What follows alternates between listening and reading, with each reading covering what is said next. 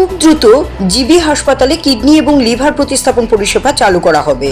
এর ফলে রাজ্যের রোগীদের বহিরাজ্যে গিয়ে অযথা বেশি টাকা খরচ করতে হবে না চিকিৎসার জন্য।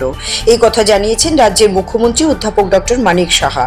সাংবাদিকদের প্রশ্নের উত্তরে মুখ্যমন্ত্রী জানান, জুন মাসের দ্বিতীয় সপ্তাহের মধ্যেই জিবি হাসপাতালে কিডনি প্রতিস্থাপন প্রক্রিয়া শুরু হয়ে যাবে।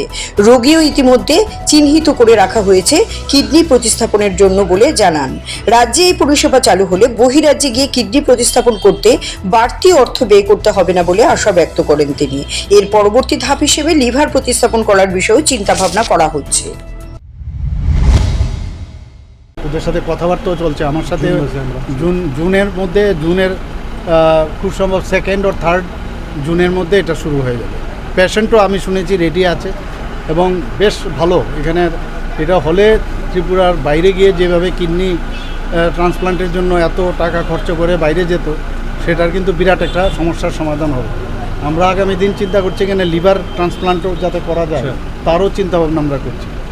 তো সব দিকে আমরা চাইছি যে এখানে আজকেও আমি একটা গ্যাস্ট্রোএন্টারোলজিস্টের একজন সার্জেন, গ্যাস্ট্রোএন্টারোলজির সার্জেন, ওনাকেও আজকে অ্যাপয়েন্টমেন্ট দিয়েছি আমি, বলেছি যাতে পারমিশন নিয়ে কমিশনের পারমিশন নিয়ে, ইলেকশন কমিশনের পারমিশন নিয়ে এটা করে, কারণ স্বাস্থ্যের মধ্যে এগুলো বাধা না হওয়া উচিত।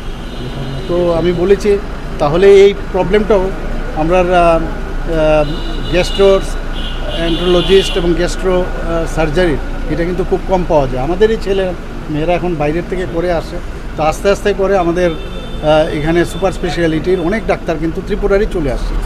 CRI TV, channel for news and entertainment.